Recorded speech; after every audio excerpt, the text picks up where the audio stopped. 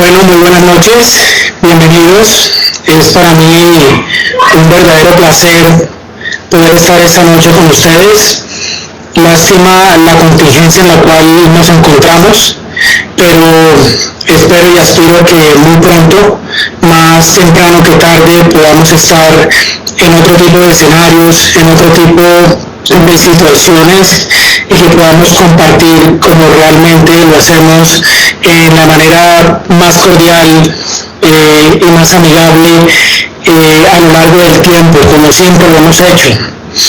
Muy bien, el día de hoy vamos a comentar algunas estrategias, algunas pautas que se han establecido en términos de la medicina basada en la evidencia, de la epidemiología y de la salud pública. Vamos a dar unos minutos hasta que se terminen de escribir. Estoy esperando que me den ya la orden para poder arrancar.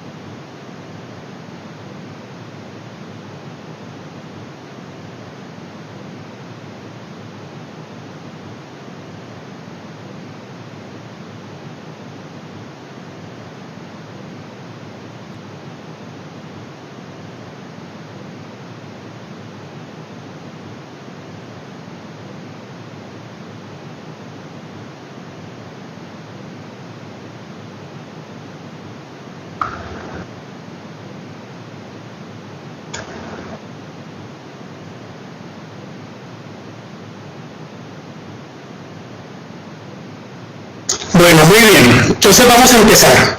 La idea del día de hoy, como había comentado, voy a hablar de algunos conceptos epidemiológicos básicos y de las medidas de salud pública en la intervención de la COVID-19. Esta va a ser la agenda del día de hoy. Esta va a ser la agenda del día de hoy. Voy a hablar de unas generalidades, voy a hablar de algunos aspectos clínicos, algunos aspectos comparativos, algunas proyecciones, algunas intervenciones que se han planteado y voy a finalizar hablando sobre el RO y sobre la PC.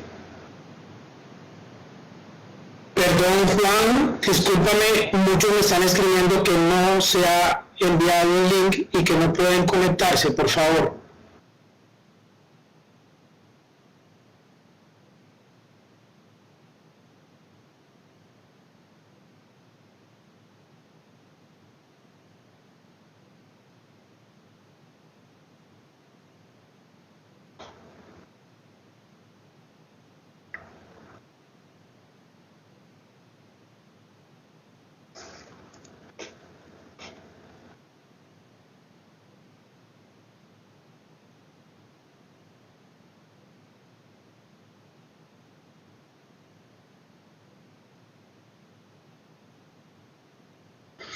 Bueno, muy bien. Voy a repetir la primera diapositiva porque habían algunos colegas que no se habían podido conectar.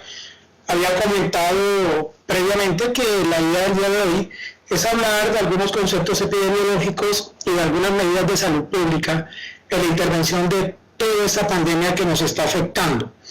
Básicamente voy a hablar de algunos aspectos muy básicos, voy a hablar algunas generalidades, la parte clínica muy someramente porque lógicamente lo manejamos, los aspectos comparativos que se tienen con este COVID, las proyecciones a través de 3 modelos matemáticos que voy a mostrar y que les voy a socializar, algunas intervenciones y hablaré casi que durante toda la charla del R0 y de la PC, que es básicamente la proporción crítica de pacientes que deben vacunarse en caso que ya tengamos vacuna disponible. Muy bien. Sabemos esto, cómo se transmite el virus. La enfermedad COVID-19 es producida por el SARS SARS-CoV-2 y se cree que este virus se propaga principalmente de persona a persona, especialmente en personas que están en contacto cercano entre sí, a través de gotas respiratorias como el toser, como estornudar o a través de fómites que exclusivamente son objetos o aspectos inanimados que se encuentran en la naturaleza como el papel, el cartón, metal, madera, etc. Las manifestaciones clínicas que se presentan en esta enfermedad han ido cambiando y realmente van a ir cambiando con el transcurrir de los días. Inicialmente, cuando se estableció la epidemia en China, estas eran las principales manifestaciones clínicas que la población expresaba. Las 5 más frecuentes fueron la fiebre, la tos, la fatiga, la expectoración, el dolor de garganta y la cefalea. Estos síntomas se presentan a partir del momento en que se presenta la infección, generalmente entre el 4º al 14º día. Sin embargo, ese periodo de tiempo puede ser un poco más amplio y se ha establecido que puede ser hasta de 27 a 28 días. Si uno revisa las normas y las guías de la Organización Mundial de la Salud, plantean incluso que ese periodo de incubación puede estar hasta 24 días, pero en términos generales se acepta que entre 4 a 14 días es el periodo de tiempo catalogado como periodo de incubación. La gran mayoría de estas poblaciones comprometidas son asintomáticas o leves, casi que el 80%, 4 de cada 5 individuos no presentan síntomas o cuando lo presentan son muy leves y aproximadamente el 15% o 20% son los que presentan una severidad importante de la enfermedad y eventualmente entre el 2 al 3% puede morir. Ahora bien, la tasa de fatalidad, ya voy a explicar cómo se calcula la tasa de fatalidad para COVID-19, se va incrementando de acuerdo al rango de edad. Esta experiencia en Hubei, China, entre enero y febrero del 2020, es una figura muy conocida, denota que la tasa de fatalidad o de letalidad entre todos los infectados difirió y cambió dependiendo del estrato de edad. Eso significa que cuando la población se estratifica en deciles de edad 0,9, 10,19, 20,29 y así sucesivamente, se encuentra que la población que mayor tasa de fatalidad o de letalidad tuvo fue la población por encima de 70 años. Esto tenemos que empezarlo a analizar y empezarlo a adaptar a nuestro medio porque muy seguramente vamos a tener una distribución muy parecida. A sabiendas que de acuerdo a nuestro último censo poblacional se había establecido que nuestra población entre 15 y 65 años correspondía casi que al 70% del total de la población y menos del 9% era la población que tenía mayor de 65 años. Y si empezamos a mirar los mayores de 70 y los mayores de 80, los mayores de 80 corresponden a menos del 7% de nuestra población. La mayor cantidad de personas contagiadas con este virus la vamos a encontrar en el rango poblacional entre los 10 y los 65 años y por ende la mayor proporción de individuos con casos severos y con mortalidad la vamos a encontrar en ese rango. Pero cuando empecemos a estratificar la población de acuerdo a los rangos de edad, vamos a darnos cuenta que vamos a seguir más o menos la misma distribución que se presentó en países como China, lo que se está presentando en Italia y en España. No solamente la edad, hay otras comorbilidades que también se han asociado con esto. La figura lo que trataba de explicar es que dentro de la población infectada con COVID-19 existen unas comorbilidades que pueden incrementar el riesgo de muerte en esta población. Si nos enfocamos en la primera figura sobre enfermedad cardiovascular, el 10.5% significa que de 100 individuos afectados por enfermedad cardiovascular previamente que se infectaban con COVID-19, entre 10 a 11 de cada 100 morían. Eso implicaba de que los individuos con comorbilidades de base eran más vulnerables o son más vulnerables al aumento del riesgo de mortalidad que aquellos que no las tienen. De la misma forma, se puede hacer el ejercicio para pacientes con diabetes. Significa eso que en la población diabética, por ejemplo, diabetes tipo 2, de 100 pacientes diabéticos tipo 2 que se contagiaban por COVID-19, entre 7 a 8 aumentaba el riesgo de mortalidad. Cuando uno empieza a mirar las curvas y empieza a mirar las figuras, las diferentes gráficas que existen a nivel mundial, Es claro que COVID-19 tiene una mortalidad que se localiza entre el 3 al 5%.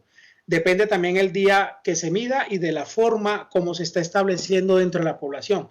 Y me voy a explicar un poco en ello porque hace unos días, a través de uno de los noticieros nacionales, salió alguien perteneciente al gobierno a decir que la tasa de fatalidad o de letalidad de COVID-19 era baja y empezó a demostrar que en Colombia el número de muertos era bajo. Eso es cierto, pero miren, cuando uno compara COVID-19 con otros coronavirus que previamente han afectado al ser humano, como el SARS y el MERS, es claro y es obvio, como se ve en la diapositiva, que la diferencia absoluta porcentual entre SARS y COVID-19 es de más de un 6%, y entre MERS y COVID-19 es de más del 30%. Eso significa que coronavirus como SARS y MERS incrementan la tasa de fatalidad en relación a COVID-19. Pero cuando uno está evaluando solamente la experiencia en COVID-19 y lo compara con otro tipo de epidemias como gripe estacional en la población estadounidense entre los años 2018 y 2019, es claro que COVID-19 tiene una diferencia absoluta porcentual de más del 3%. Depende del punto de vista que lo estamos viendo. Personalmente no creo que una tasa de fatalidad del 3-4% sea baja. Sin embargo, para algunas personas establecen de que 3-4% dentro de la población que se encuentra afectada por la enfermedad es un valor bajo. Y esto hay que tratarlo de interpretar con la mayor mesura posible. El R0, que al principio de la charla dije que iba a hacer alusión a este número, es un valor o es un número que estima la velocidad con que una enfermedad se puede propagar en una población. Si miramos enfermedades y brotes como la influenza, se ha establecido que el R0 para influenza es de 1.3. Eso significa que un individuo afectado por influenza pudiera eventualmente afectar o comprometer a 1.3 individuos, digamos entre 1 y 2. Para COVID-19 todavía no tenemos el R0 para Colombia. Todavía la enfermedad no tiene teóricamente una transmisión comunitaria para poder calcular el R0. Sin embargo, dentro de las diferentes poblaciones a nivel mundial, se ha establecido y se ha calculado que ese R0 está entre 2-3. Significa que un individuo de la población infectado por COVID-19 eventualmente puede afectar o comprometer entre 2 a 3 individuos. Ahora bien, si uno mira la línea amarilla, encuentra este estudio que fue publicado hace 2 días. Ahí tienen la referencia para que por favor la revisen cuando tengan tiempo. Simplemente se tomó dentro de la población, esto no es población colombiana, esto es población norteamericana. Se tomó en un grupo de pacientes desde el 16 de marzo de este año la cantidad de personas que estaban infectadas por COVID-19 y se evaluó cuál era la cantidad de tiempo requerida o necesaria para que ese número poblacional duplicara su valor. Se encontró al 5º día. Si uno mira la curva y la sigue hasta el 31 de marzo, se encontró que de 500 pacientes inicialmente comprometidos que existían el 16 de marzo, ya el 21 de marzo habían 1.000 individuos comprometidos. Eso está indicando la velocidad de duplicación de los casos de aquellas personas que están infectadas por COVID-19. Esto tiene obligatoriamente que hacernos pensar de una manera exponencial cuando estamos evaluando aspectos epidemiológicos del COVID-19. Entonces coloco las dos fórmulas. No quiero comprometer mucho con fórmulas esta noche, pero miren, cuando uno evalúa y piensa de una manera lineal, está planteando que la cantidad de algo depende del número por el tiempo. De esa forma pensaríamos linealmente. Pero como estamos hablando de una manera exponencial, significa que la cantidad es igual al n, al número, elevado al tiempo. El tiempo es aquí el exponente. Por eso se habla que en COVID-19, cuando hablamos de número de casos, debe plantearse siempre de una manera exponencial. Porque si no hablamos de manera exponencial, estaríamos entrando en un sesgo de crecimiento exponencial. Siempre la duplicación de los casos, la presencia del número de casos dentro de la población se va a presentar de una manera exponencial. Eso es lo que significa. Segundo aspecto importante a tener en cuenta, el factor de crecimiento. Esta figura determinó un gran número de chat, de comentarios, de editoriales por lo siguiente. En China llegó un momento hacia el 12 de febrero de este año donde las pruebas ya no alcanzaban para realizarlas dentro del total de la población. ¿Qué pasó? La estrategia del gobierno fue decirle a los médicos, por favor, traten de buscar una forma de hacer el diagnóstico y que no tengamos que utilizar tantas pruebas. Ya prácticamente se habían agotado. Se utilizó entonces el criterio clínico y en condiciones normales todos los médicos generalmente incrementamos la probabilidad de diagnóstico, la posibilidad que alguien esté enfermo, más que no la tenga. Eso significa que cuando se cambió el criterio diagnóstico, los médicos empezaron a hacer diagnóstico de COVID-19 más frecuentemente a partir del criterio clínico porque no se tenía el criterio de laboratorio. Eso incrementó el factor de crecimiento. El factor de crecimiento es muy fácil hacerlo. Ustedes toman el número de personas confirmadas con COVID-19 el día de hoy y lo dividen entre el número de personas que había el día anterior, es decir, ayer.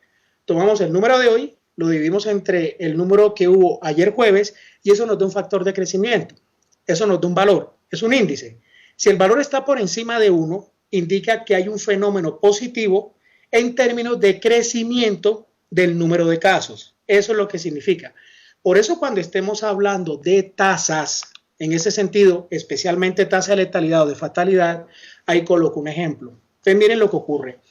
Eso es un número que apareció hace más o menos 2-3 días. Hablaba de que en el mundo existían 396.211 casos confirmados y de esos habían muerto 17.250. Hacemos una simple relación.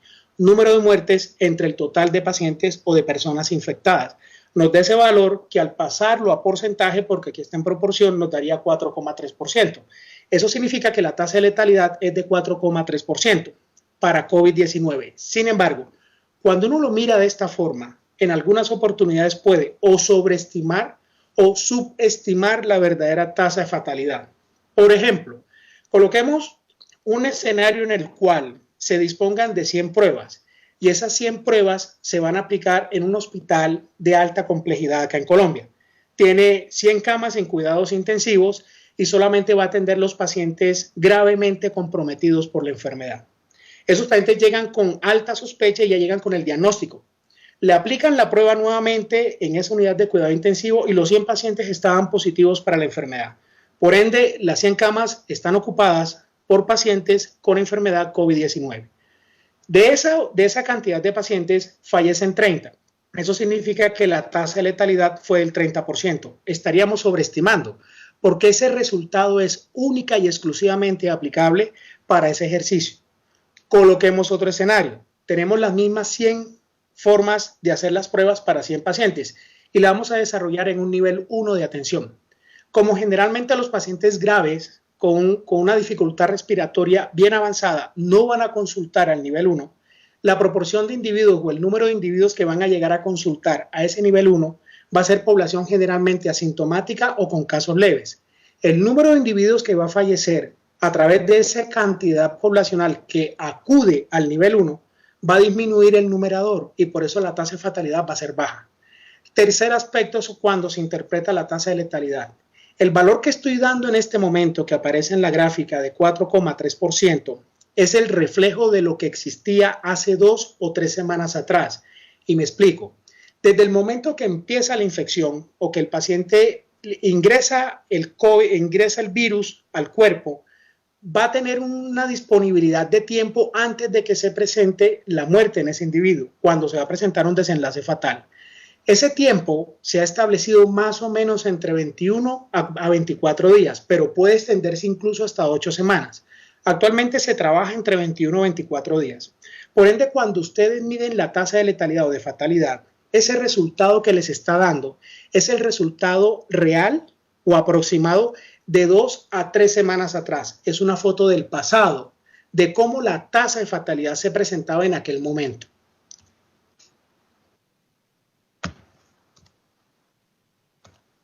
Basado en esto, quiero mostrarles los 3 modelos matemáticos del día de hoy. El primer modelo es el modelo nuestro que creamos acá en nuestro grupo de investigación.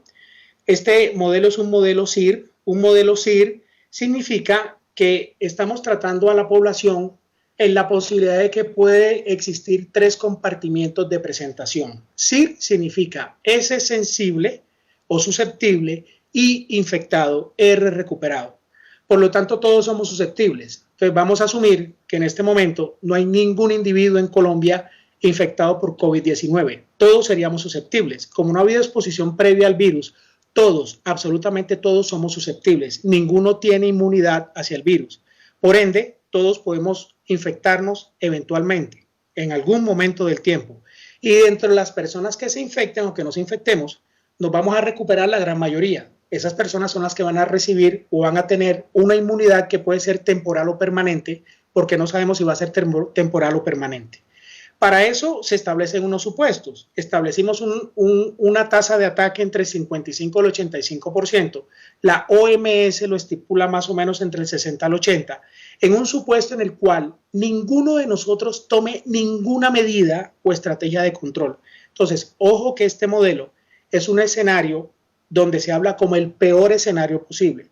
Un escenario en donde ninguno de nosotros hace alguna estrategia, medida de control para frenar la pandemia. Todos seguimos con nuestra vida, abrimos la puerta, que entre el virus si quiere entrar y asumimos un R0 de 3, es decir, que por cada habitante colombiano que se infecta tendría la posibilidad de transmitir la enfermedad a 3 personas. E hicimos el seguimiento entre el 4º al 5º mes. Eso significa entre 16.8 a 21 semanas. Para este modelo, bajo esos supuestos, los casos probables infectados y el número probable de muertes para Colombia estaría así. Para una población de poco más de 50 millones, los casos totales de COVID-19 estaría entre 19.5 a 35.5 millones casos totales con la enfermedad. De esos, los asintomáticos estarían entre 2.5 a 4.5 millones, leves entre 17.5 a 23.5, aquellos con enfermedad que requieren hospitalización pero no UCI, entre 3.6 a 4.6 millones, y aquellos que requerirían eventualmente manejo en cuidado crítico, entre 960.000 a 1.600.000 habitantes. Y se proyectaría para este modelo, en el peor escenario posible, entre 235.000 muertes y 405.000 muertes. Este es el peor modelo predictivo que pudiéramos tener, un modelo cataclísmico, totalmente cataclísmico, y lo planteamos de esa forma, evaluando qué pasaba en el peor de los escenarios. Entonces, ¿qué otros modelos han salido? Este es un modelo que nos facilita el doctor José Luis Alayón de la Universidad del Rosario. El doctor hace una proyección de infectados activos con síntomas severos. La ventaja que tiene este modelo de proyección es que lo establece mes a mes, hasta llegar a noviembre del 2020. Para esto, él toma en cuenta como supuesto lo que el gobierno espera que pudiéramos infectarnos, que aparece entre 4 millones a 9 millones de infectados para Colombia. Desde este momento, desde el 6 de marzo, hasta el momento en que pase la pandemia, que en algún momento tendrá que pasar. Para este modelo, que es un modelo en donde podemos hablar el mejor escenario posible, la proyección de infectados activos con síntomas severos, es decir, que requerirían eventualmente manejo en cuidado intensivo, sería de cerca de 1 millón de habitantes para el 28 de agosto del 2020. Sería la concentración máxima, el pico máximo lo encontraríamos a nivel entre agosto y septiembre de este año. Cerca de 1 millón de habitantes requerirían, por sus síntomas severos, manejo intrahospitalario. Entonces, miren este tercer modelo, bastante interesante. Aquí les dejo la referencia para que por favor lo revisen. Ese es un modelo realizado por el doctor Rodríguez de la Facultad de Física y de algunos colegas de la Facultad de Biología de la Universidad de Antioquia. Ellos establecen este escenario y ponen un marco teórico que se basa en lo siguiente. Ya sabemos cuándo fue el primer caso que se presentó en China. Pues bien, en Colombia, la Feria Colombiatex abarcó 22 países y eso fue entre el 21 al 23 de enero de este año. Los países que principalmente asistieron dentro de esos 22 con mayor cantidad de personas fueron China, Italia, España, Estados Unidos y obviamente Colombia. Eso fue en enero. Miren lo que ocurrió a finales de enero y parte de febrero. Se presentó el Fashion Week en Madrid y en Milán. entre el 28 al 24 de febrero. Muchos empresarios colombianos asistieron a eso. Muchos chinos, muchos italianos, muchos españoles, muchos norteamericanos estadounidenses estuvieron en la Feria Colombia Tex. Entonces miren cómo se va estableciendo este modelo. Para el 20 de marzo habían 128 casos establecidos por el Instituto Nacional de Salud con COVID-19 y se planteaba que 82 casos eran importados y el resto era a través de contactos. En ese momento se habían realizado 4.000 pruebas. Si miramos la experiencia china, se había establecido que el 14% de la población infectada tenía síntomas, es decir, que el 86% eran asintomáticos teniendo la enfermedad. Si planteamos eso, el 20 de marzo, a través de la probabilidad que se había presentado en China, de la población infectada, 14% de la población tenían síntomas, 86% eran asintomáticos. Si extrapolamos ese dato acá a Colombia para hacer este modelo, el 20 de marzo se habrían esperado 914 casos. Habíamos detectado 128. Eso significa que habían 786 casos no diagnosticados, de acuerdo a este modelo. Entonces, empecé a colocarle algunas cosas a esto. Para el 25 de marzo nos habían dicho que habían 470 casos. Eso significaría que es el 14% de 3.357 casos que no se habían diagnosticado. No tenían síntomas, no se hacía el tamizaje, no se testeaban y andaban dentro de la comunidad. Hasta ahora se ha establecido que de 8.908 pruebas hasta esta mañana que se habían realizado y que teníamos resultados, 491 casos positivos. Eso significa que hasta ahora, de 100 pacientes, de 100 pacientes con síntomas o que tienen la probabilidad de tenerla, que se han testeado, entre 5 a 6 han salido positivas. Entonces se hicieron dos escenarios. Se hizo un escenario en el cual se hacía un control adecuado, se tomaban las medidas adecuadas para frenar la pandemia, con aislamiento, con cuarentena, y se plantearon esos dos escenarios. En el primer escenario, en la primera figura, a la izquierda, aparecen en punto los datos que nos da el Instituto Nacional de Salud. Y miren la curva azul, cómo exponencialmente se eleva los casos no documentados o no diagnosticados, y cómo en la curva roja aparecen el número de casos diagnosticados. En la figura del medio aparece cuando ya se hace el aislamiento, la cuarentena, que eventualmente el número de pacientes que no se documentan disminuye y el número de pacientes diagnosticados se eleva. Realmente, dentro de las estrategias que se tienen para poder frenar esta pandemia, era el escenario de control, de aislamiento y de cuarentena. A la derecha aparece el escenario en el cual nosotros no haríamos ninguna estrategia de intervención. Abrimos las puertas al virus, simplemente seguimos haciendo nuestra vida como si nada hubiera pasado. Si no hacemos estrategias de aislamiento, de cuarentena, miren lo que proyecta el grupo del doctor Rodríguez. A 74 días habrían entre 17 a 18 millones de enfermos, de habitantes en Colombia. Hay que tener en cuenta que estos tres modelos, colocamos el primer modelo que es un modelo catastrófico en donde estamos diciendo que no vamos a hacer ningún tipo de intervención y colocamos además una tasa de ataque bastante alta y colocamos un R0 bastante alto de 3, por lo menos en el límite superior de lo que se puede esperar para el RO para nuestro medio. En el modelo segundo o en el segundo modelo fue un escenario mucho más conservador, un escenario más esperanzador. Y en este tercer modelo aparecen los dos escenarios, un escenario donde hacemos las medidas de intervención de manera adecuada y un escenario donde no lo hacemos. En cualquier caso, no nos iría bien, pero esperemos que en este último modelo, en el de la izquierda, donde hacemos las estrategias de aislamiento y cuarentena, podamos entrar en la mayor parte de la población en ese tipo de modelo o en el segundo modelo del doctor Alayón, en donde pudiéramos hacer eventualmente todas las intervenciones y estrategias que en este momento se deben hacer desde el punto de vista de salud pública. ¿Qué pasa con esto? La situación hospitalaria. Realmente Colombia, miren lo que tiene Colombia en este momento. El número de camas discriminado por servicio está entre 84.000 y 85.000 camas, de las cuales se diferencia de la siguiente forma. Cerca de 40.000 para pacientes adultos, entre 10.000 y 11.000 para pacientes pediátricos, entre 7 y 8.000 para pacientes obstétricas, entre 5 a 6.000 para pacientes en UCI. Pero cuando uno mira cuántas camas hay de cuidado intensivo por cada 100.000 habitantes, hay entre 11 a 12 camas. Es un número sumamente bajo. Y si juntamos el número de camas de cuidado intermedio y cuidado intensivo, suma alrededor de entre 13 a 14 mil. Y eso sí es un dato mucho más reciente. Tendríamos en Colombia, juntando camas en UCI y juntando camas de cuidado intermedio, entre 13 a 14 mil. Probablemente se haya modificado un poco en los últimos días porque el plan de contingencia ha hecho que podamos potencialmente mejorar esta cantidad de camas para poder ofrecer a la población.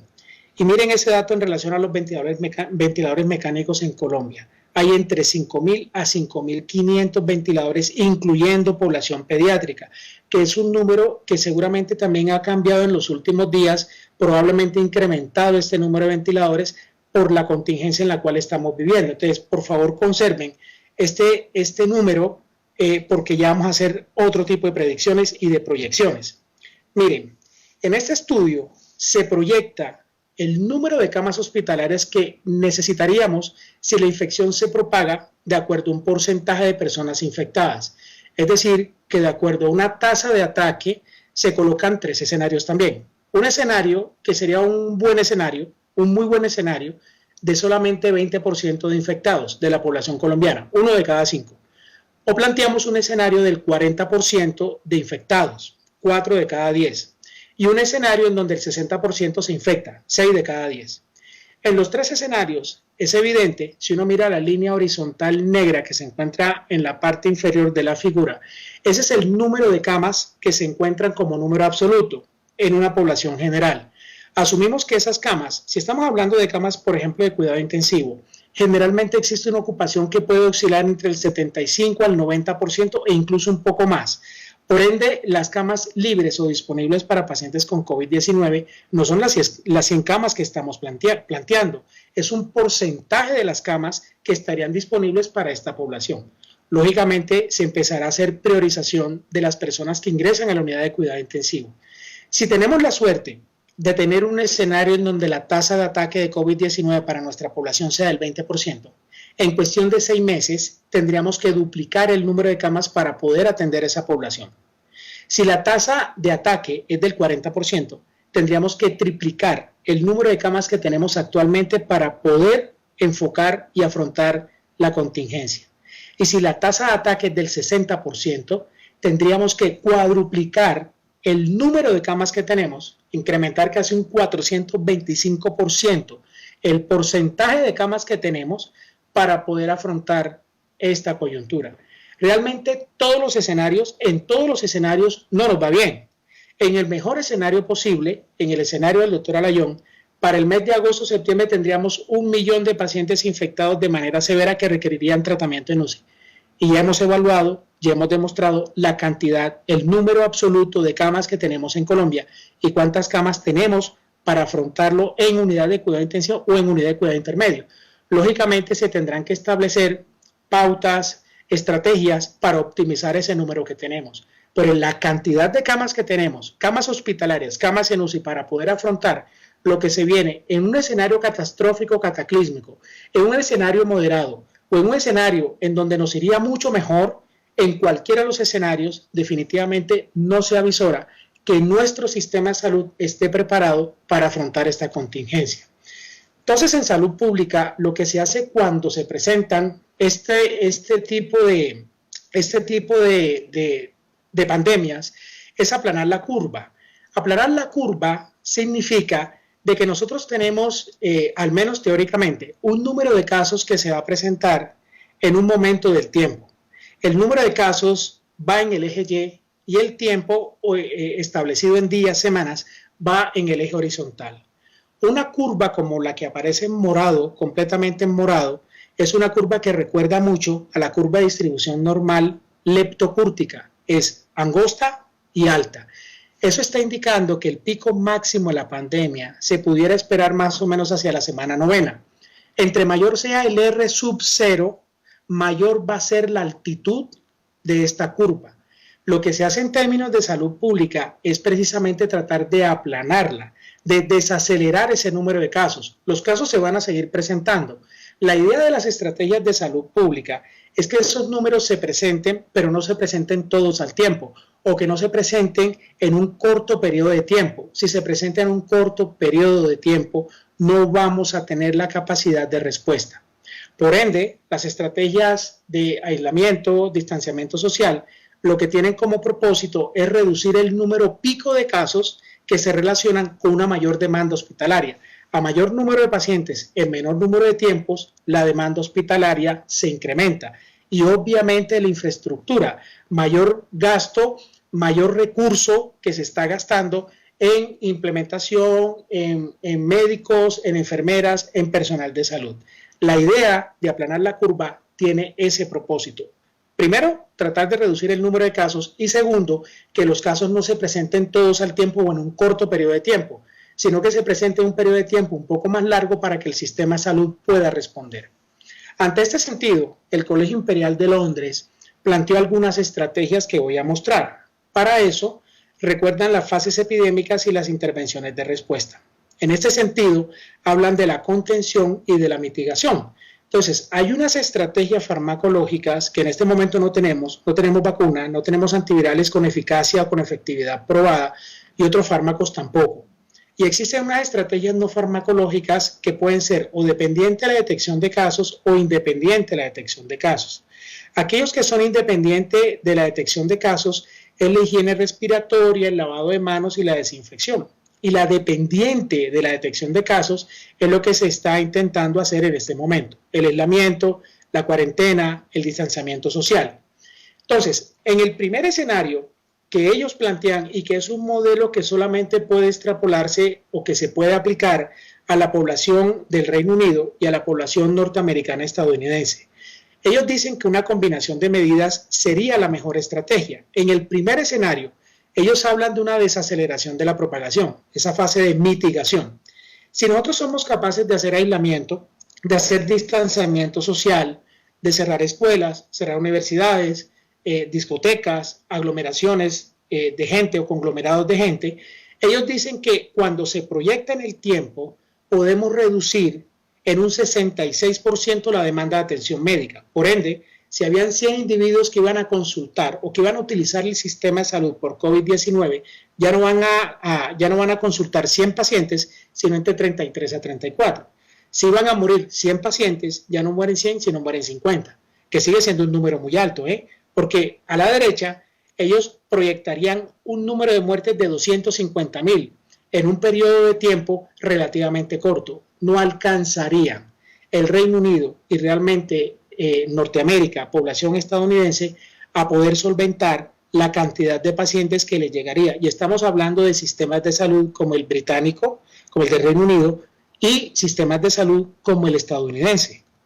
Y miren el segundo escenario. En ese segundo escenario es mucho más intensa y es mucho más agresiva la combinación de medidas de salud pública. Se hace un distanciamiento social total de la población, un aislamiento de casos en el hogar absoluto y una cuarentena en el hogar, sin lugar a dudas. Se cierran escuelas, universidades, bares, discotecas, aglomeraciones no se permiten, etc. Y con un monitoreo estricto, que fue algo como lo que hicieron en China, donde utilizaban drones, reconocimiento facial, etcétera, para que la población no saliera a la casa y hacían el monitoreo y la vigilancia como había que hacerla, ellos pudieron reducir esa curva y la pudieron aplanar casi que a un valor de mínima expresión. Eso se pudiera hacer, pero miren lo que nosotros hicimos. Tomamos algunas entrevistas que se habían hecho antes del plan de aislamiento y cuarentena que se ha sugerido que se ha establecido en Colombia en este momento. Tomamos entrevistas Bogotá, Cali, Medellín, Barranquilla, Bucaramanga, las ciudades capitales más grandes. Miramos cuántas de las personas a las cuales les habían hecho la pregunta de si iban a aislarse en el hogar o si iban a hacer la cuarentena había. Encontramos una proporción que podía variar de ciudad a ciudad, pero más o menos se encontraban que entre el 30 al 40% podían seguir la cuarentena o mantener las recomendaciones que desde el punto de vista gubernamental se habían establecido. En ese sentido, nosotros pudimos hacer lo siguiente. Miren la curva de abajo a la derecha. Es un modelo en el cual pudimos establecer, de acuerdo a esas respuestas, cuánto de la población podía mantener las intervenciones a lo largo del tiempo. No coloco todavía nada numérico porque nos falta perfeccionar el modelo y poder sacarlo numéricamente, pero les puedo decir lo siguiente. A partir de la tercera semana, digamos de que se empezó la cuarentena el día 10, vamos a colocar que fue el 10 de marzo. A partir de la tercera semana, es decir, ya a partir de abril, la capacidad de las personas de seguir adoptando dichas medidas, y lo colocamos en el eje Y como la probabilidad de relajación, se iba incrementando. Es decir, que las primeras 3 semanas, muy seguramente, gran parte de la población va a adoptar y acatar las medidas. Pero a partir de la tercera semana empieza a incrementarse potencialmente el agotamiento, la relajación de la población. Y eventualmente y potencialmente todos vamos a empezar a salir, a trabajar, a producir, a llevar el sustento, a necesitar realmente la vida social. Esto proyecta un escenario en el cual, si podemos aplanar la curva en este momento, teóricamente en un lapso de 9 a 12 semanas, la población tendría un segundo brote. Eso es lo que se espera cuando se hacen las medidas de supresión y la población vuelve a salir. Por eso, una de las estrategias es hacer escenarios en los cuales se hace, bien sea mitigación o supresión, pero de una manera alterna. Por ejemplo, 2, 3 semanas de aislamiento, dejar que la población vuelva a su vida con cierta restricción 1 a 2 semanas, otras 2, 3 semanas de aislamiento y así sucesivamente. Son estrategias que todavía no han sido testeadas, son estrategias que no han sido evaluadas en grandes poblaciones, pero es probable que se requiere, hasta que eventualmente un gran número de la población termine infectándose y originando lo que más adelante vamos a hablar de inmunidad de rebaño. Entonces, estas estrategias, y esto es una gráfica sumamente conocida por ustedes, pone 3 escenarios. En el primero, donde no se hace absolutamente ningún tipo de estrategia de mitigación-supresión, como un solo individuo pudiera afectar e infectar más de 400 personas en un lapso de 30 días, como si nosotros reducimos la exposición de la población a través de medidas de aislamiento, distanciamiento social, con un 50% de reducción de esa exposición, como un individuo al mes ya afectaría a 15 individuos o 15 personas.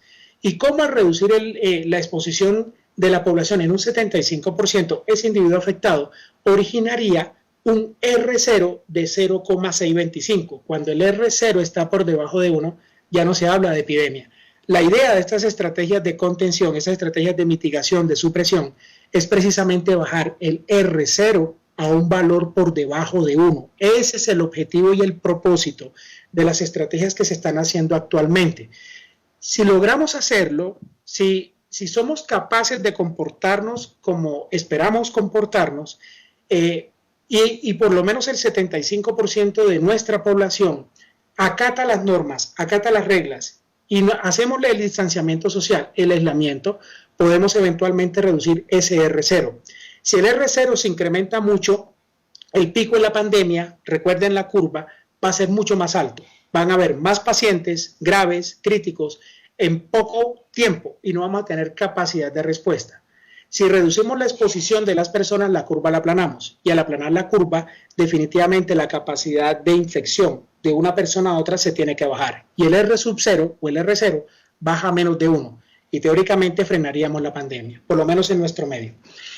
¿Qué es el concepto de inmunidad de rebaño? Lo hemos hablado mucho a través de nuestro chat. El concepto de inmunidad de rebaño es un concepto a partir del cual, cuando la población en general recibe un manejo a través de un esquema de vacunación, existe un punto a partir del cual la población vacunada es capaz de permitir que aquellos que no se vacunaron no se contagien, o que esa población que no se ha vacunado no se contagia, porque hay un número en un punto de inflexión en la cual la población ya se vacunó y evita que se presenten brotes epidémicos. Eso es lo que a grandes rasgos significa la inmunidad de rebaño.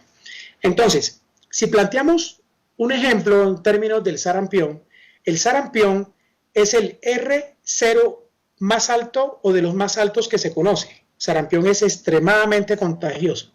Se plantea que ese R0 es de 17, por lo tanto un individuo con sarampión tiene la capacidad de infectar a 17 personas más, y cada una de esas 17 personas infectar a 17 más. Por eso también se incrementaría este número de manera exponencial.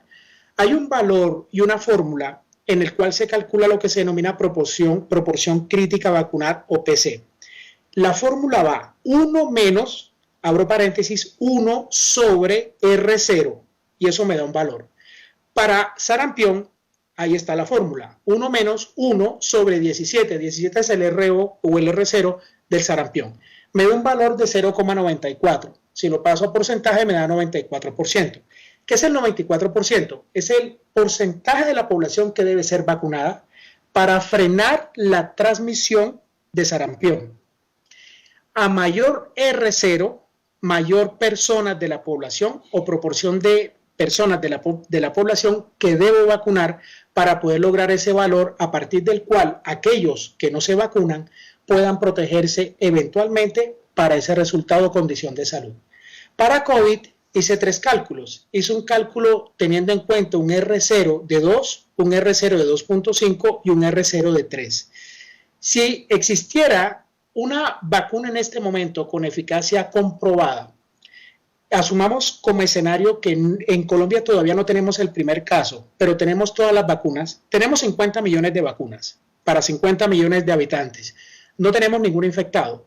Ninguno es inmune porque nadie había estado expuesto previamente al virus, pero tenemos las vacunas. Si el R0, teóricamente para Colombia fuera de 2, tendríamos que vacunar el 50% de la población. 25 millones de vacunas tendríamos que aplicar a 25 millones de habitantes para que pudiera funcionar la inmunidad de rebaño. Si fuera el R0 de 2.5, tendríamos que vacunar al 60% de la población. Si el R0 fuera de 3, tendríamos que vacunar cerca del 70%. Y si el R0 fuera de 10, tendríamos que vacunar al 90%. De nosotros depende que ese R0 no sea tan alto. Recuerden ustedes que el R0 depende de variables muy claras y muy simples, como por ejemplo la cantidad de contactos es importante. A mayor número de contactos, ese R0 va a ser mucho más alto. Eso significa que de nosotros depende poder que ese R0 no sea tan alto como el que se pudiera proyectar. Para Colombia entonces, en ese escenario, si tuviéramos una vacuna con eficacia comprobada, deberíamos vacunar entre el 50 al 70% de la población, es decir, entre 25 millones a 35 millones de habitantes, promedio 30 millones, para lograr bloquear la transmisión de la infección y esperar teóricamente, por lo menos teóricamente, que la inmunidad de rebaño haga el resto. Los expertos en inmunidad de rebaño plantean lo siguiente, que el porcentaje de la población mínimo para poder lograr inmunidad de rebaño es el 60%, es decir, tendríamos que infectarnos alrededor de 30.223.455 habitantes para que el resto de la población no se infecte.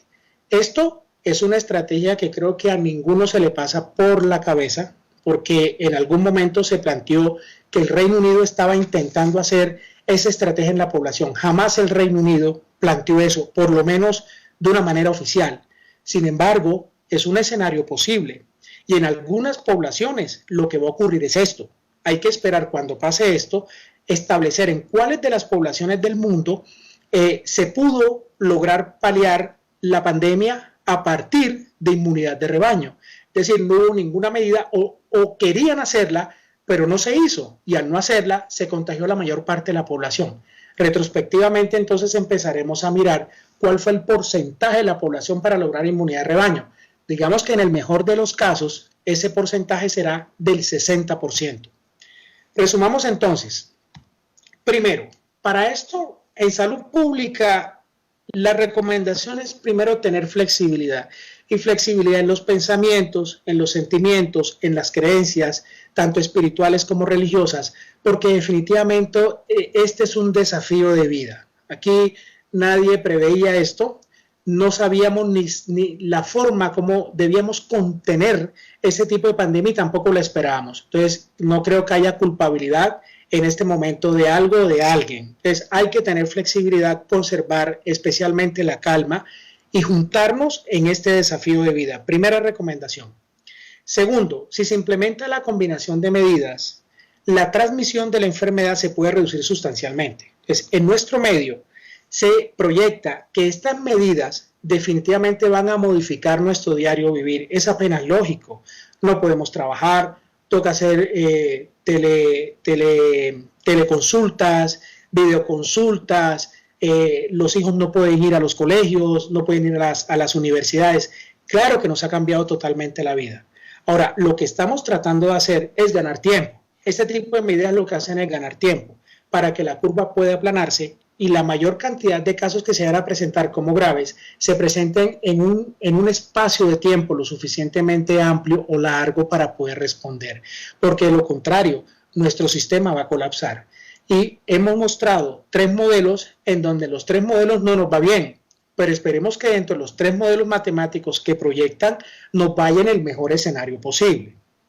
Por eso cierro con esta frase que en algún momento había compartido con algunos de ustedes y la vuelvo a colocar el día de hoy. Por muy frondoso, bello, fuerte y robusto que sea un árbol, siempre en algún momento el viento lo sacudió. Cayeron algunas hojas, algunos frutos, pero su fragancia, su esencia, su majestuosidad, invariablemente lo mantuvieron de pie, gracias a la profundidad y nobleza de sus raíces. Este gran secreto de los árboles solo se les da a quienes son capaces de trepar en ellos. Muchísimas gracias y disculpen por todas las interrupciones. Muy amables.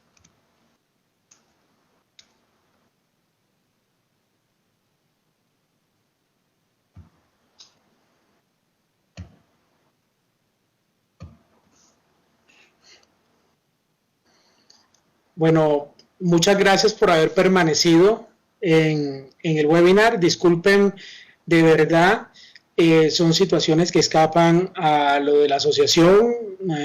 Personalmente, habían dificultades para la conexión. Estoy esperando que a través, por vía WhatsApp, me puedan colocar las preguntas. Creo que tenemos unos minutos para responder algunas dudas. Ya me llega la primera pregunta acá, la anoto. Dice, ¿cómo se mide el número de contactos y qué es un contacto directo?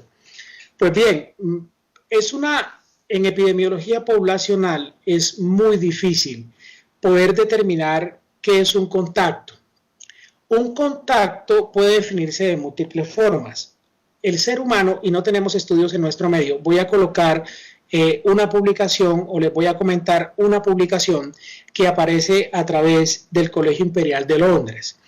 Ellos hacen unas proyecciones estableciendo cuál es el promedio de contactos que un ser humano puede tener a lo largo del tiempo y establecen que en cuestión de 4 semanas el ser humano puede tener alrededor de 420, 440 contactos, que no, ya voy a explicar qué es un contacto directo, eso es contacto en general. Eso significa que en cuestión de 2 semanas, es decir, 14 días, está alrededor de 220. ¿Por qué para eso es importante colocar los 14 días? Porque es el periodo de incubación que se establece, entre 4 a 14 días.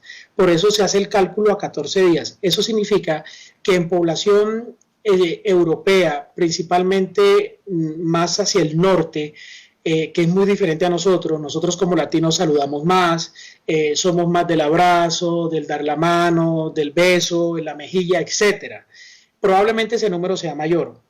Nosotros realmente, cuando hablamos de un contacto directo, estamos hablando que es aquel contacto que tiene una distancia menor de 2 metros y que dura más de 15 minutos.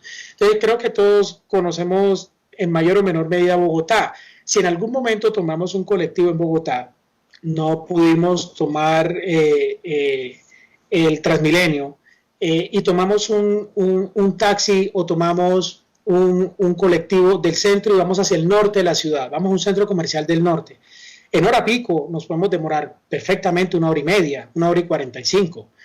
Si ese contacto dura más de 15 minutos y estamos a menos de 2 metros, ya se considera un contacto directo. Entonces, imagínense una persona infectada con COVID-19 y que esté tan sintomática, que tenga estornudos, que esté tosiendo, y nosotros, y todos los que estamos en el colectivo, ninguno se baja hasta que llega al norte.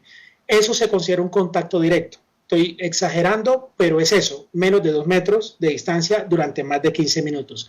Ahora bien, de los contactos directos, uno termina recordando, termina estableciendo que pueden ser entre 60 a 90 contactos o individuos hacia el día 14.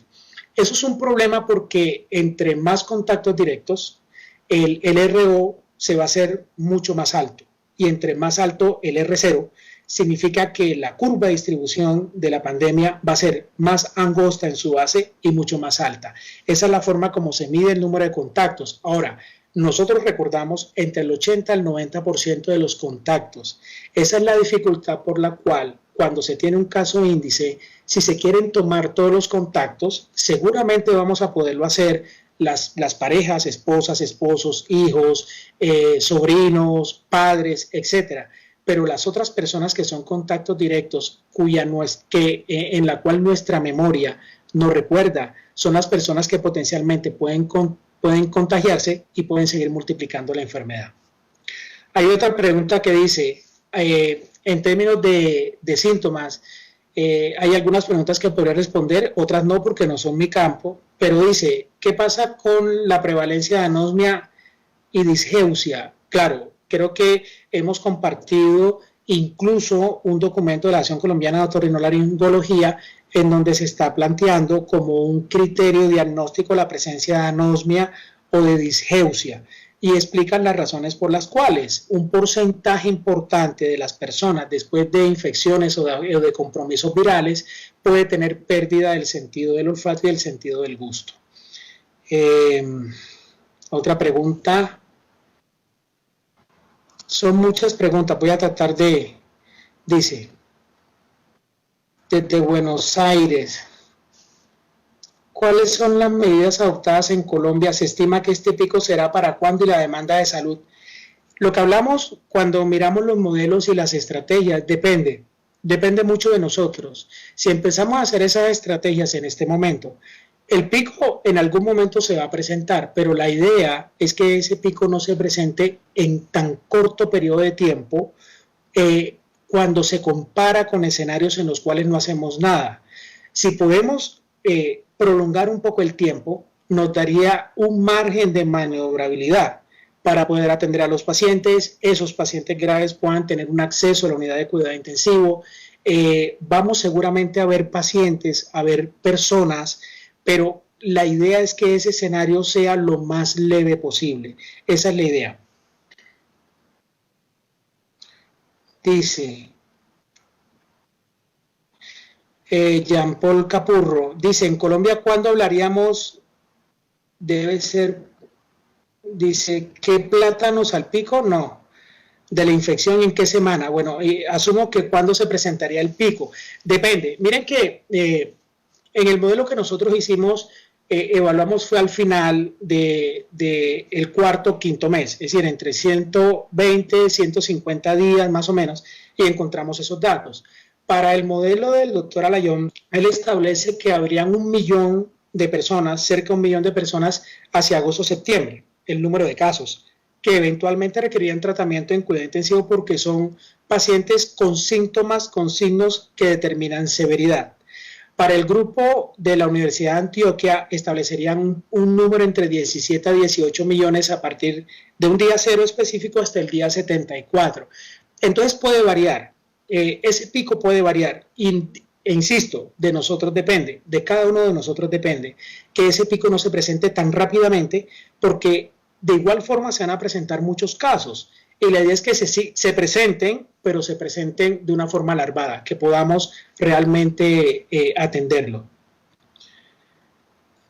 Dice Demetria Mendoza, buenas noches. Teniendo en cuenta la situación en que estamos, no es recomendable vacunar a los niños después de estas 2 semanas de cuarentena. No es mejor que salir a exponerlos a la calle y centros hospitalarios.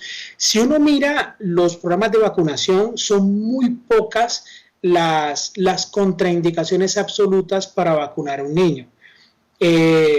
Considero, y es un concepto personal, de contactar al médico, al pediatra y preguntarle si el esquema de vacunación en el cual se encuentra el niño o la niña pudiera potencialmente esperar 2, 3 semanas desde la fecha en la cual le correspondía aplicar la vacuna. Creo que se debería individualizar cada caso en particular. Dice, si se sospecha que este virus no termina, ¿de qué manera se puede terminar o se disminuya esta pandemia? Pues bien, hay varias formas. La primera, que tengamos ya la estrategia farmacológica, que tengamos antivirales y listo, damos los antivirales y llegará el momento donde se acaba la pandemia y si vuelve a dar, volvemos a dar el antiviral para una nueva cepa del virus y de esa forma vamos disminuyendo esa curva. La segunda es teniendo la vacuna, y ya hablé de las estrategias y lo que significa la proporción crítica, pero van a haber áreas del mundo, y espero que no sea acá en nuestro país, en donde las estrategias no se van a hacer. Primero porque de pronto a nivel gubernamental no se quieran hacer, o se quieran hacer pero la población no los hace, o ambos quieran pero no pueden. En ese sentido, tendrá que existir un número a partir del cual toda la población que es susceptible se infecta, y esos individuos que se infectan van a originar inmunidad hacia el virus. Ese punto crítico, que no lo conocemos, se ha planteado y se ha calculado que es del 60%. Entonces, una población de 10 millones de habitantes teóricamente debería infectarse 6 millones para poder esperar que la inmunidad de rebaño proteja a la población que no se infectó. Dice María Edith Mujica, en este virus podríamos hablar de inmunidad de rebaño. ¿Cuánto hablamos de casos de reinfección? Claro, por supuesto, es lo que estamos tratando de hablar. Ahora, no sabemos si la inmunidad que se origine a partir de esta gran cantidad de casos que se van a presentar en el mundo, si esa respuesta inmune, después que el paciente se infecta y se recupera, va a ser temporal o permanente. Eso no lo sabemos. Lo que se proyecta es que sea una respuesta permanente, pero eso no se puede asegurar. Hay un editorial en uno de los journals de virología donde precisamente hablan de eso. O sea, ¿qué viene ahora? ¿Qué viene en términos de inmunidad? Entonces, hacen unos cálculos y unas proyecciones donde dice, mire, de acuerdo a estas características, de acuerdo a lo que se presentó con virus como el SARS, virus como el MERS, lo que se ha presentado con influenza, se plantea que la inmunidad que va a quedar después de que un individuo se infecte por COVID-19 parece ser más permanente que temporal. Son muchas acá, voy a tratar de... Dice, evidencia de transmisión en asintomáticos. Muy buena pregunta. Recuerden que dentro de la presentación mostré que del total de pacientes con la enfermedad, solamente el 14% presentaban síntomas. El 86% era asintomático. La OMS, en su página oficial, dice que la población asintomática potencialmente puede transmitir la enfermedad, pero que no es la principal forma de transmisión, porque la principal forma de transmisión definitivamente se da a través de gotitas del sistema respiratorio, estornudos, tos, y probablemente por fómites. En aquellas personas que han estornudado o tosido sobre una superficie como madera, papel, cartón, y que potencialmente otra persona llega, toca esa superficie y luego se pasa la mano hacia los ojos, hacia la nariz o hacia la boca, y ahí pudiera eventualmente contraer la enfermedad. La transmisión a través de los ojos no es una transmisión que esté totalmente aceptada, pero la plausibilidad biológica es así. Bueno, otra pregunta. ¿Tamizar al personal de salud asintomático podría ser parte de las estrategias? Pregunta la doctora Manu Fabi Gómez. Claro que sí. Miren, en China, la estrategia que al final ellos hicieron fue hacer ese tipo de cuarentena y aislamiento total.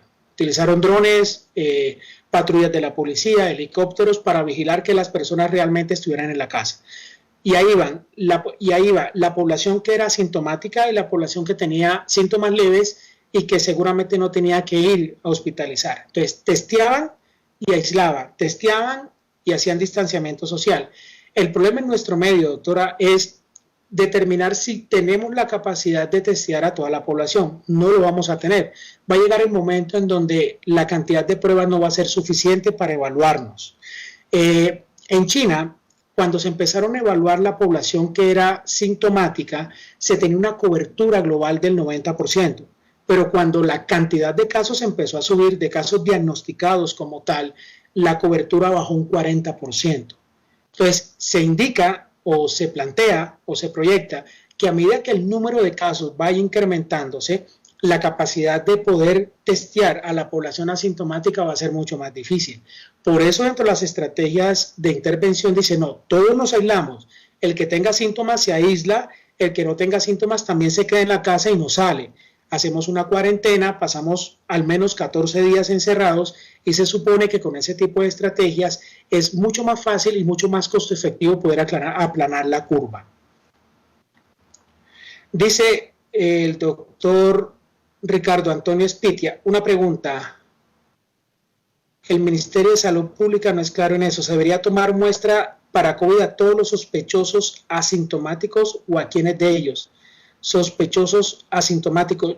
Lo ideal, doctor, es lo que acabo de decir, testear a toda la población. No vamos a poder. Entonces lo que se hace es testear a la población de alto riesgo, aquellos con síntomas, aquellos que no tienen síntomas pero que estuvieron de viaje en las últimas 2 semanas en sitios donde ya había transmisión comunitaria, a los contactos del caso índice o de un caso ya diagnosticado también, y aquel paciente que dentro de la probabilidad pretest desde el punto de vista clínico tenga la posibilidad de hacerlo. Miren que en China coincidió COVID-19, coincidió también con la presencia de gripe, y los síntomas son muy parecidos. Entonces, muchos pacientes que se catalogaron inicialmente como gripe realmente terminaron siendo COVID-19. Fue muy difícil evaluarlos porque no se hicieron la prueba y eventualmente la gran mayoría se recuperó.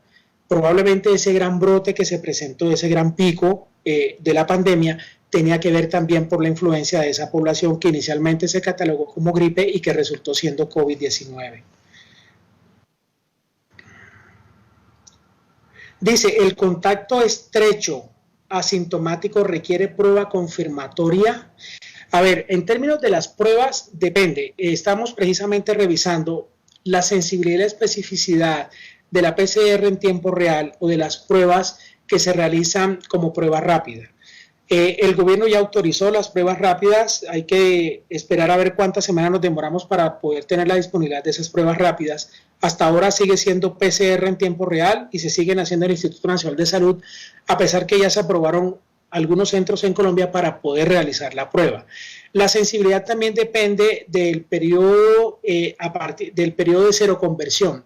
Tengan en cuenta eso porque al principio de la enfermedad, el paciente, como se hace hisopado nasofaringio, o también se puede hacer a nivel de sangre, los pacientes pueden tener una carga viral que no sea tan grande y probablemente la prueba salga negativa. De hecho, hay estudios que demuestran una sensibilidad de la PCR que puede ser del 65, 75 hasta el 85, 90%, pero depende de esos factores. De esa población que salía negativa en la prueba, si se volvía a repetir, de la proporción de pacientes que habían salido negativos, el 25% salía positivos.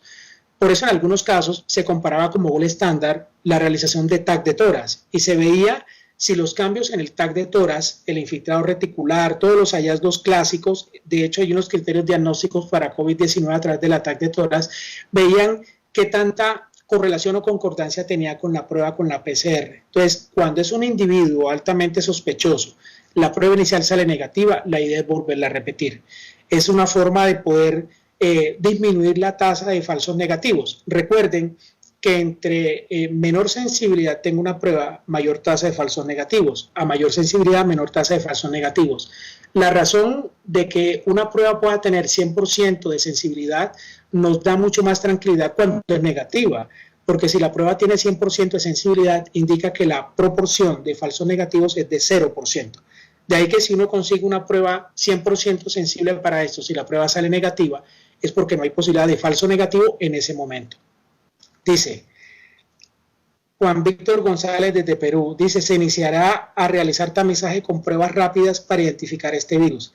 ¿Es recomendable y en qué población debería priorizarse? Pues yo creo que lo primero que hay que mirar es qué tanto recurso tenemos, porque en epidemiología y salud pública en estos casos toca priorizar sobre todo en nuestros países. No tenemos el pulso económico para hacer esta prueba hoy a 50 millones de habitantes y luego repetirla, no sé, en 5 días o 7 días y luego en 5 días y 7 días. No vamos a poderlo hacer. Tenemos que identificar la población a riesgo para que las pruebas, el valor predictivo de ese resultado lo pudiéramos adoptar. Entonces, la probabilidad o el valor predictivo positivo de una prueba positiva es muy alto cuando el paciente tiene una probabilidad preprueba alta. Entonces, por ejemplo, aplicamos una prueba que es muy específica. Si es muy específica, se asume que la tasa de falsos positivos es baja. Entonces, si la prueba tiene un 99.5% de especificidad, la tasa de falsos positivos es del 0,5%. Significa que un paciente en presencia de tos, fiebre, expectoración, cefalea, disgeusia, anosmia, que tiene una prueba rápida positiva, si esa especificidad de la prueba es del 97%, el valor predictivo que da esa prueba positiva en un individuo con tantos síntomas, pues no hay que ponerle misterio, hay que tratarlo y hay que enfocarlo como un paciente positivo. Entonces, doctor, y un abrazo a toda la población de Perú, a ese hermoso país vecino y hermano. Siempre priorice, establezca las prioridades y establezca qué tantas pruebas tiene. Porque uno puede tener 100.000 pruebas en este momento y puede considerar que es mucho. Realmente la cantidad de personas que se van a infectar va a pasar ese número, pero con creces. Entonces, priorice, simplemente priorice y la prueba rápida. Hay pruebas con muy buena sensibilidad y muy buena especificidad, muy fáciles de hacer. Hay unas pruebas que incluso se pueden hacer en sangre capilar, se pueden hacer en sangre total, se puede hacer en plasma, se puede hacer como digo, en sangre capilar. Cada una de ellas con diferente sensibilidad y especificidad. Entonces, simplemente ubíquese en cuál escenario. En aquel paciente que tiene una probabilidad pretest alta y en aquel paciente que tiene una probabilidad pretest baja. Por ejemplo, un paciente totalmente asintomático, que no ha estado en contacto, por lo menos conscientemente en contacto con alguien positivo, no ha viajado a sitios donde se hayan presentado transmisión comunitaria de la enfermedad, pero usted tiene la posibilidad de hacer una prueba y esa prueba de tamizaje es altamente sensible. En ese paciente que la probabilidad preprueba es baja, si usted tiene una prueba altamente sensible y le sale negativa, no tendría que hacer prueba confirmatoria. Dice el doctor Fernando Daza. Doctor, buenas noches. Y aquí también hay otra pregunta de Alejandra desde República Dominicana. Qué bien. Dice, ¿qué indicación tiene el interferón para la prevención del COVID-19? Pues bien, estuvimos haciendo la revisión. De hecho, hay un grupo en la Universidad de Antioquia que hizo una revisión sistemática al respecto. La revisión sistemática o una revisión con rigor demostró lo siguiente en interferón. Sabemos que el interferón se puede utilizar de manera parenteral, pero hay interferón los cuales lo han utilizado sublingual y en nebulización. En China, la Universidad de Wuhan lo tiene como una recomendación débil en favor. ¿Cómo hicieron? Tomaron población que ya está hospitalizada con síntomas graves, severos de la enfermedad y nebulizaron con 5 millones de unidades cada 12 horas en nebulización y lo dan como una recomendación leve en favor de su uso. El resto de las guías de sepsis COVID-19 no lo recomienda. El resto de las guías internacionales no plantean aún el escenario para colocar interferón. Hay que tener en cuenta de todas formas que la ausencia de evidencia no es evidencia de ausencia. Lo que se propone de utilización por vía sublingual en minidosis o en microdosis, eso sí no se ha estudiado.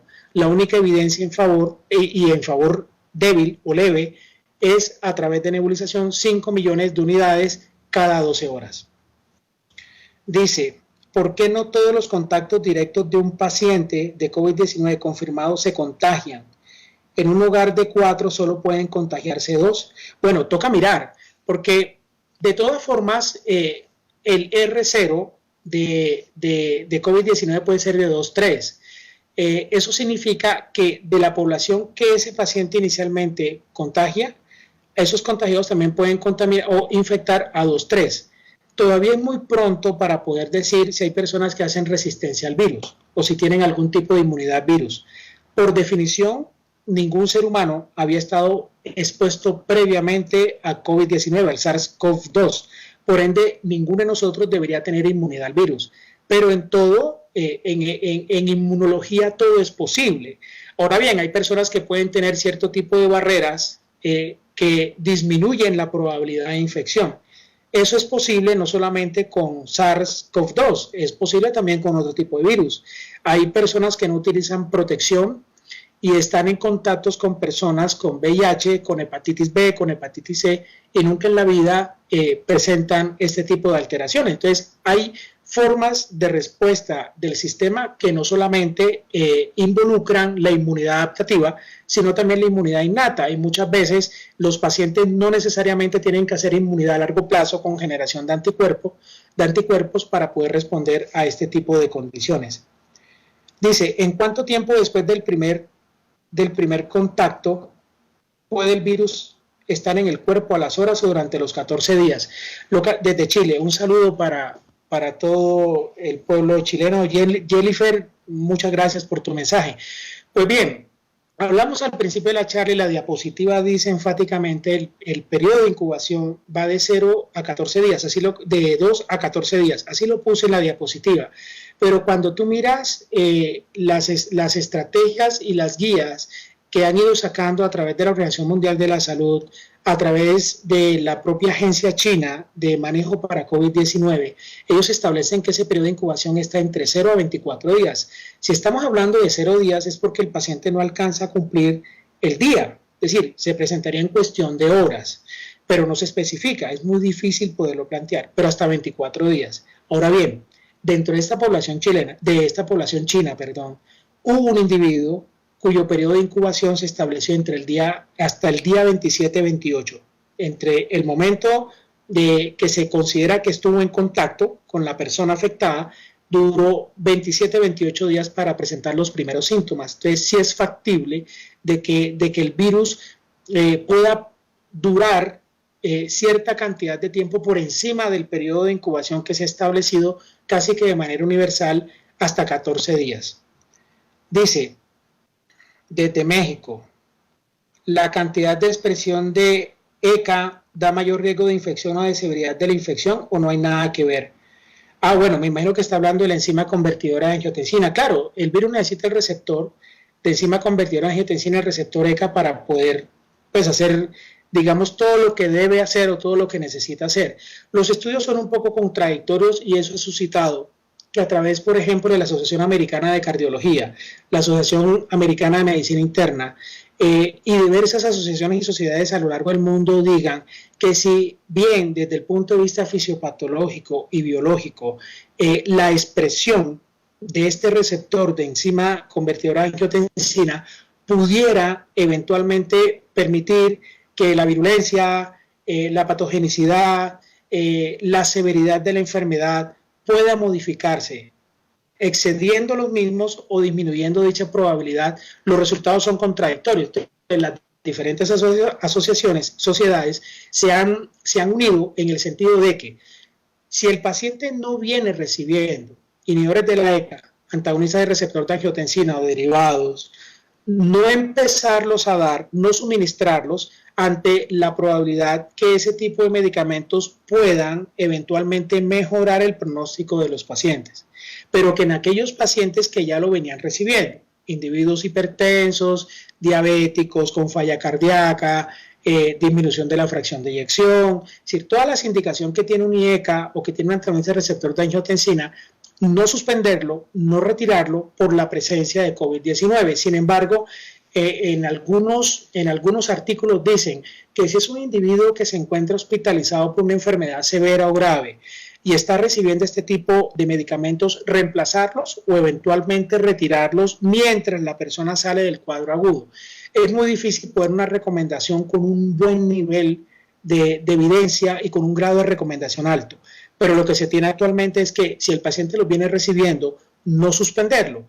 Y si el paciente no los estaba recibiendo, por favor, no formularlos ante la posibilidad que este tipo de medicamentos pudiera eventualmente disminuir la probabilidad de efectos o desenlaces fatales en estas personas. Dice Miriam Lorena, dice, soy médico, tengo lupus y me encuentro en tratamiento. ¿Me es posible seguir trabajando? ¿Qué me recomienda? Bueno, sería como una falta de respeto darte una recomendación pasando por encima de tu médico tratante, de tu reumatólogo. En ese sentido, si estás recibiendo inmunosupresores, inmunomoduladores, estás en tratamiento con esteroides, los pacientes que están inmunosuprimidos son aquellos pacientes dentro del grupo de comorbilidades diferentes a la diabetes, diferentes a la enfermedad arterial coronaria o la enfermedad cardiovascular, que tienen potencialmente mayor riesgo de complicaciones. En ese sentido, deberás contactarte con tu médico tratante para que te diga cuáles son las recomendaciones. El distanciamiento social, el aislamiento en pacientes como tú son básicos para poder llevar a cabo la disminución de la probabilidad, primero, de que te contagies, y segundo, si te contagias en un peor escenario, la respuesta pueda ser adecuada y no vayas a poderte complicar. Esta viene de Carolina desde Puerto Rico. Dice: buenas noches, doctor. ¿Qué evidencia hay sobre el uso de plasma de pacientes que hayan tenido la enfermedad? No, la verdad no sé, no creo que haya un estudio controlado, un ensayo clínico que pueda responder esa pregunta que me haces. Muy seguramente, con la experiencia que se está teniendo a nivel mundial, todas las terapias experimentales, porque casi todas han sido experimentales, puedan darnos alguna orientación en la pregunta que nos estás dando. Dice Vladimir Enrique Rico: evidencia de recambio plasmático. Lo mismo, creo que ya son estrategias que en algún momento pueden servir, la plasmaféresis, bueno, todo esto es posible. Es un virus que tiene entre nosotros 3 meses, desde que se describió 3 a 4 meses. Hay cosas que no conocemos y estamos en esa curva de aprendizaje. Tratar de socializar o de dar una recomendación universal con este tipo de terapias todavía es muy pronto. Probablemente, seguramente ya hay protocolos diseñados para ver qué ocurre, si tiene alguna respuesta o no. Dice: ¿la infección del virus puede repetir? Dice Mauricio Vasco. No sabemos. Habíamos comentado que la inmunidad, como este virus nunca había estado antes en la población, no sabemos si la inmunidad va a ser temporal o permanente.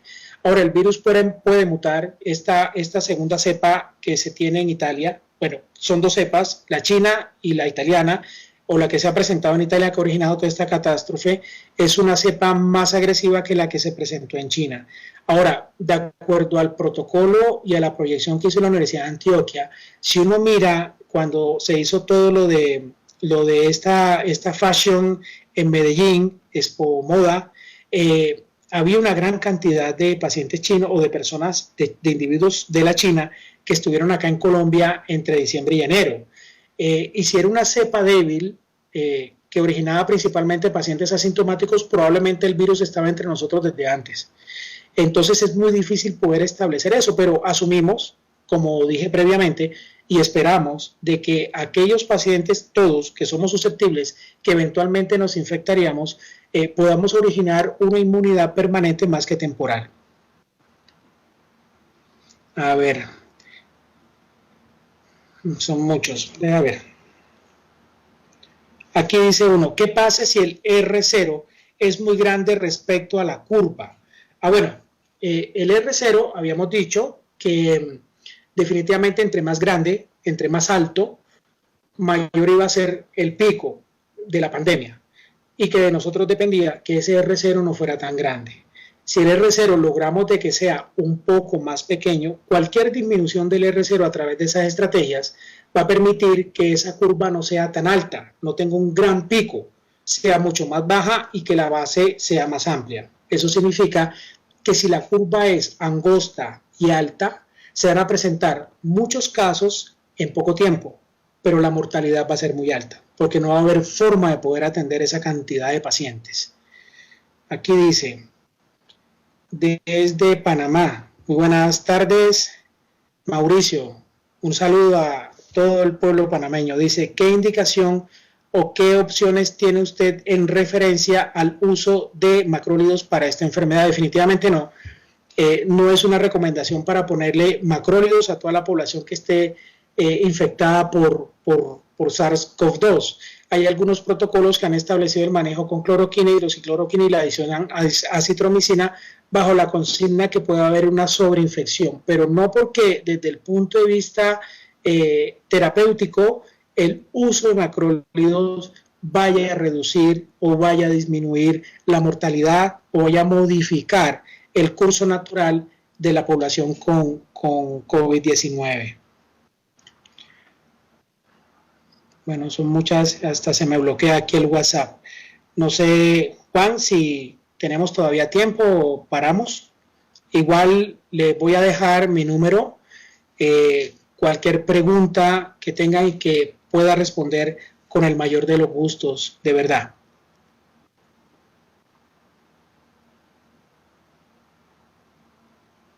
Bueno, última pregunta, aquí hay una de Carlos Andrés Payares Osuna. ¿Anticoagulación en pacientes hospitalizados por COVID tiene evidencia? Yo creo que en ese sentido, como no vas a encontrar protocolos, por eso las diferentes asociaciones, sociedades han tratado a través de comités de expertos de dar algunas recomendaciones en condiciones especiales, como lo que hablábamos previamente, el uso de los ARA2, el uso de los IECAS, pero encontrar un protocolo que te diga si se deben anticoagular o no es muy complicado, es muy difícil por una recomendación absoluta al respecto. Yo creo que si es un paciente que tienes hospitalizado, en el cual ya tiene indicación para cuidado crítico, el cual va a estar inmovilizado, el cual va a estar sedado, lo vas a tener con relajante muscular, es un paciente que tiene la indicación para anticoagulación. Creo que no hay una razón para no anticoagularlo. Si no lo anticoagulas y no fallece por COVID-19, puede eventualmente morir por un evento tromboembólico. Entonces, como recomendación, y eso es una recomendación personal, creo que ese tipo de pacientes, la base del manejo por su propio estado crítico no debería cambiar, debería ser el mismo y colocar las estrategias de terapia de acuerdo a lo que el paciente vaya presentando. Si es un paciente diabético y te hace una cetoacidosis diabética, se debe aplicar el protocolo de manejo con goteo de insulina exactamente igual. Si es un paciente que además te hace un fenómeno flevítico, tendrás que darle el tratamiento de protocolo flevítico de tu institución. Entonces, no es que definitivamente los pacientes con COVID-19 tengan que tener cada uno de ellos un protocolo de acuerdo a la comorbilidad de base que tengan. Se manejan de una manera global, de acuerdo a lo que normalmente manejamos de un paciente en cuidado crítico, en hospitalización, en cuidado intermedio, en cualquiera de esos escenarios, y vas insertando o involucrando tratamientos adicionales de acuerdo a lo que la evidencia te vaya diciendo.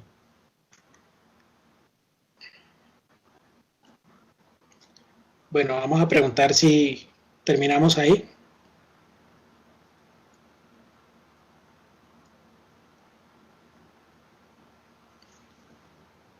Bueno, creo que sí, ya por cuestión de tiempo.